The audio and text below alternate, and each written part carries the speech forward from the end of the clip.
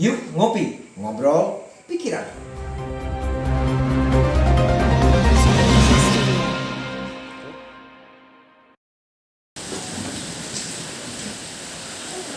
Assalamualaikum warahmatullahi wabarakatuh. Selamat malam pemirsa.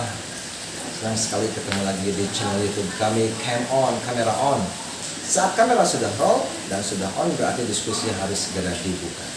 Malam ini kita akan membahas tentang sesuatu yang meledak di media sosial yang tidak bijak dan tentunya akan berdampak pada sebuah permasalahan yang luas.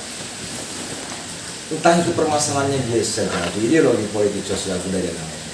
Nah, kemarin di Tasikmalaya kami mendengar ada sebuah informasi yang luar biasa. Ada syahdan ceritanya seseorang penggiat media sosial membuat sebuah postingan yang berujung pada ketidaksenangan masyarakat muslim di Tasikmalaya. Apa yang menjadi tendensi si pemosting ini sehingga masyarakat muslim di Tasikmalaya tergerak? Dan apa yang akhirnya dilakukan oleh masyarakat muslim jika ini tidak segera diselesaikan? Malam ini kita akan mengupasnya dan bersama saya sudah ada Kang Nanang Nurjanil. Assalamualaikum warahmatullahi wabarakatuh. Waalaikumsalam. Sampurasun. Alhamdulillah. Malam ini saya bersama Kang Nurjanil dan di rumah beliau juga dalam acara ngopi. Kali ini ngopi ngobrol pikiranan. Memang kita harus pikiranan ini. Kemarin beberapa hari yang lalu kami mendengar ada beberapa masalah di media sosial. Di zaman era informasi teknologi saat ini, di mana informasi dari teknologi dalam beberapa detik bisa menjadi sebuah booming, entah itu viral ataupun yang lainnya. Nah, apa yang akan lakukan saat mendengar sebuah informasi ini terkait dengan postingan salah seorang Denny Siregar, Denny Siregar. Silakan. Ya, jadi hari Senin itu ya, saya menerima informasi langsung dari pimpinan Pondok Pesantren Darul Bumi. Dalam ini Kang Ustaz Ruslan Abdulghani. Saya kaget, beliau menyampaikan screenshot postingan atas nama Denny Siregar. Kemudian langsung saya buka ya, karena saya bukan followernya Denny Siregar. Dia langsung saya buka, oh ternyata benar. Saya ikuti terus sampai komentar-komentarnya. Saya baca terus, saya ikuti terus. Dan seketika itu saya marwah dan giroh saya ya gitu sebagai sesama mantan santri gitu di pondok. Saya tergerak. Kemudian saya screenshot semua postingan-postingan dan komentar-komentarnya. Apa sih postingan yang begitu tendensiuskah atau bagaimana? Iya, postingan yang pertama itu meskipun dalam fotonya itu dia akan bercerita substansi postingan itu tentang anak-anak calon teroris. Wow.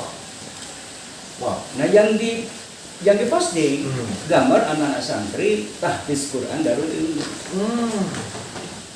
Sekalipun mungkin dari followernya ada yang berpendapat bahwa itu kan hanya gambar ilustrasi. Terus saya sampaikan, dalam sebuah berita media harus ada korelasi sekalipun itu gambar ilustrasi. Kan tidak mungkin dia bercerita tentang anak calon teroris gitu kan, terus fotonya gambar cilok cireng, kan tidak mungkin. Iya kan? Opini publik sudah terbentuk. Opini publik sudah terbentuk. Nah, lalu yang membuat saya menjadi semakin kemarahan memuncah ya dalam saya. Lalu di bawahnya itu ada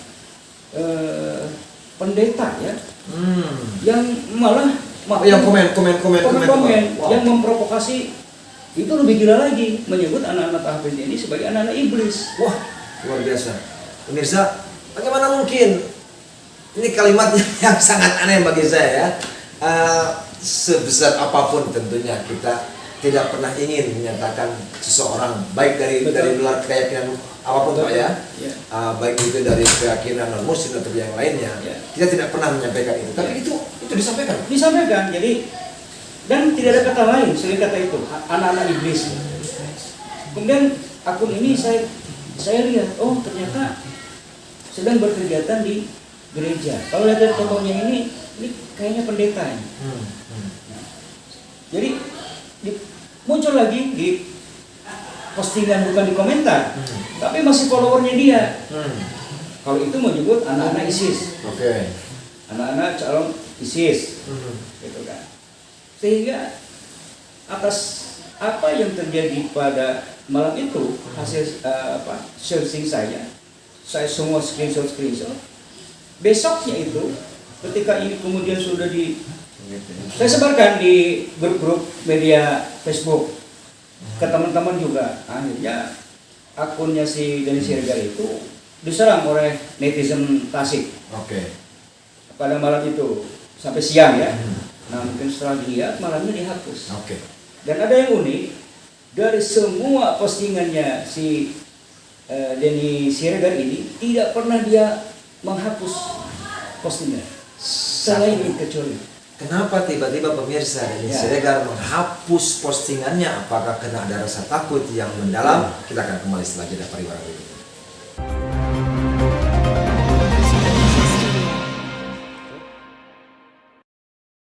Baik pemirsa, ketemu lagi dan seperti biasa sebelum dilanjutkan kan karena kita ini ngopi, kita harus ngopi dulu. Baik, ada pikiran ini semakin tenang. Silakan. Terima kasih Kak. Luar biasa. Saya dengar tadi postingannya sudah dihapus. Sudah. Kan orang kalau postingan dihapus itu kemungkinan kan ya. Dia merasa bersalah. Atau dia mungkin merasa rasanya ada sesuatu yang harus diperbaiki. Nah kalau cuitannya Denny Siregar ini, menurut Akan, karena ini mereka sudah terakumulasi kemarahan masyarakat Muslim sehingga dia harus menghapus atau bagaimana? Saya kira itu dia muncul perasaan worry ya, karena mungkin dia salah estimasi, salah perhitungan. Dia tidak pernah memperhitungkan bahwa anak-anak santri Darul Ilmi Tahfiz Quran ini impactnya akan sebesar ini. Gitu.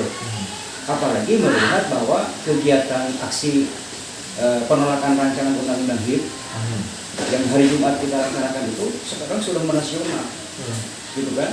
Melihat begitu banyaknya massa, kemudian dia bertubi-tubi diserang oleh net.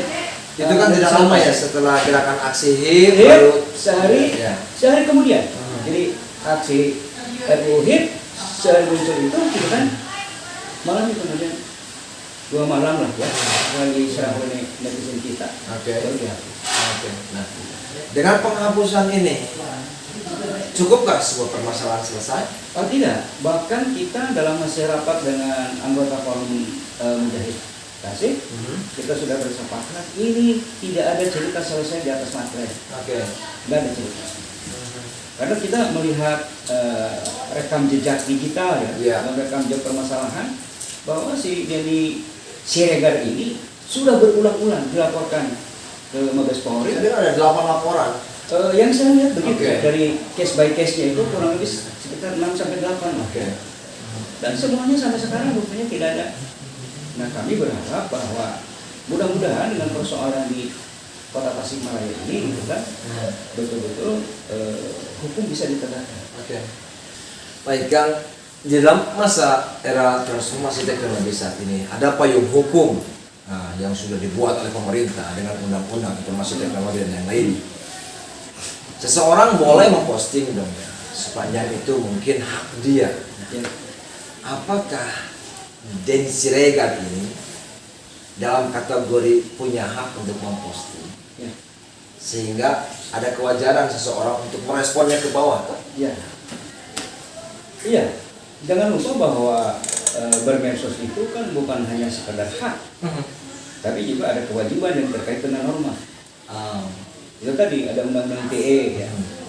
Nah, apa yang disampaikan oleh si Desi ini itu sudah masuk pada ranah unsur pasal 27, pasal 28, pasal 45.A Undang-undang informasi teknologi. Yang artinya bahwa dia tidak boleh men-share foto tanpa izin pemiliknya juga sudah pelanggaran. Belum lagi tentang tentang apa hujatan, fitnah. Itu kan kalau menyebut anak-anak tahfiz Quran sebagai anak-anak calon teroris, itu 3 unsur pasal sudah masuk. Wow. Satu adalah tentang pencemaran nama baik, perbuatan tidak menyenangkan, dan kedua fitnah. Oke. Maka tadi kami melaporkan dengan 5 pasal itu. Anda melaporkan 5 pasal. Yang saya tahu Denny Siregar ini juga pernah melakukan hal yang sama. Betul. Terhadap masyarakat Surabaya, Ya. terhadap tokoh politis, Betul. dan yang lainnya. Betul. Dan itu tumpul di Baris Krim Polri. Betul. Betul. Artinya bahwa orang ini kok kuat sekali. Betul. Betul. Kenapa? Nah ini saya sendiri membaca dan mengikuti rekam jejak digitalnya dia, bahwa ini dalam tanda petik seperti diduga ada sebuah kekuatan besar di belakang dia. Wow. Karena itu Forum Mujahid Tasikmalaya sudah bersepakat, sudah berkomitmen, dan tadi saya sampaikan di Polres, andai ini hukum tidak bisa ditegakkan dengan seadil-adilnya, maka jawaban satu-satunya adalah sidang pengadilan rakyat. Wah, ngeri. Pemirsa, apa yang dimaksud dengan sidang pengadilan rakyat yang disampaikan oleh Kang Anang sebagai Ketua Forum Mujahid Tasikmalaya? Saya sendiri nggak tahu apakah akan berujung seperti Revolusi Prancis. Kita akan kembali setelah jeda pariwara berikut ini.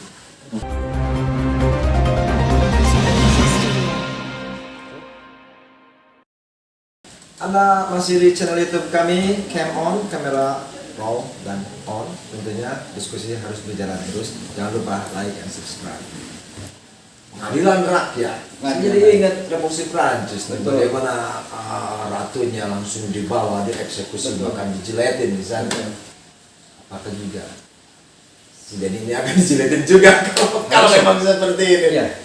Silakan. Ada pilihan lain karena dengan kekuatan apa kita melawan kekuatan yang di belakang si Desi tadi, kalau bukan dengan kekuatan public power.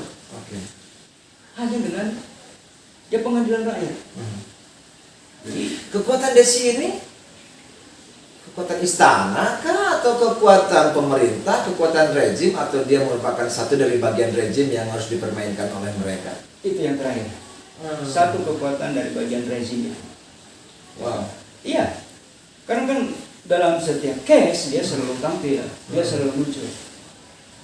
Logikanya begini, seseorang tidak mungkin sebebas semau-maunya dia berbicara apalagi di media sosial kalau tidak ada sesuatu yang dijadikan sandaran dia, andalan dia. Padahal pemerintah melalui Kemenkominfo mengatakan bahwa gunakan medsos dengan bijak, hilangkan hoax, betul, hate speech dan yang lainnya. Ini yang menarik untuk dipertanyakan.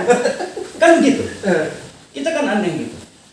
Ini pemerintah ini sebenarnya konsisten nggak sih dengan kebijakan dia, dengan peraturan, dengan regulasi yang dia buat sendiri. Sebagai contoh aja, harusnya postingan-postingan seperti si Desi ini, itu kan harusnya yang menghapuskan. Iya, segera ya. Otoritas. Jangan sampai menunggu viral begitu ya. Jadi aneh. Saya kalau posting tentang pergerakan keislaman, otoritas Facebook, Pak langsung ngeblok, ngasih peringatan, setrap 5 hari, baru bisa dibuka lagi. Ini yang fakta-fakta jelas. Jadi ini what's wrong? What's happened? Ya. Apa sebenarnya yang Karena besarnya kekuatan itulah maka Anda melihat dabkah Anda, ragukah Anda dengan penyidikan yang akan dilakukan oleh pihak kepolisian sampai ke Baris Krim Polri? ya tentu keyakinan dan keraguan harus berangkat dari pengalaman empiris, dari data empiris. Okay. Tapi saya melihat tadi konsisten dan komitmen ya dari pihak Polres. Insya Allah saya yakin, karena lokusnya terjadi di Kota Tasik. Sehingga saya tadi menyampaikan kepada Pak Kapolres, kami mau si Desi ini harus dibawa ke Tasik, gitu kan, disidik dan diusut di Tasik, disidangkan di Tasik. Sedangkan di Tasik, Ya, disidik di Tasik juga. iya, Rasanya itu sesuatu yang sangat luar biasa. betul, Jika itu terjadi. betul. Tetapi kalau misalnya melihat dari kasus-kasus yang kemarin, Iya. kita berhadapan dengan tadi yang disampaikan, ada sebuah powers yang sangat kuat sekali di belakangnya. Rasanya mungkin juga harus dipertimbangkan itu. Betul. Artinya, apakah masyarakat di Tasikmalaya masih percaya akan penegakan hukum? Kita sangat percaya dengan supremasi hukum. Ya. Tetapi dengan beberapa kasus yang ada, tentunya juga tadi saya jadi menggelitik nih kalimat pengadilan rakyat yang harus dilakukan. Pengadilan rakyat yang bagaimana yang akan dilakukan oleh Akang sehingga bisa menjadi rasa adil bagi masyarakat Muslim, bagi masyarakat Indonesia akan terwujud. Ya. Akan kembali setelah jeda pariwara berikut ini.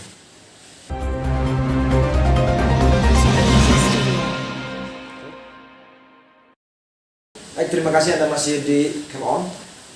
Di konklusi segmen terakhir ini kan, tadi saya sampaikan apa sih yang disebut dengan pengadilan rakyat ini? Ya. Karena judulnya nanti ada pengadilan rakyat perlukah untuk si Desi? Ya, ya namanya pengadilan rakyat, rakyat menuntut keadilan.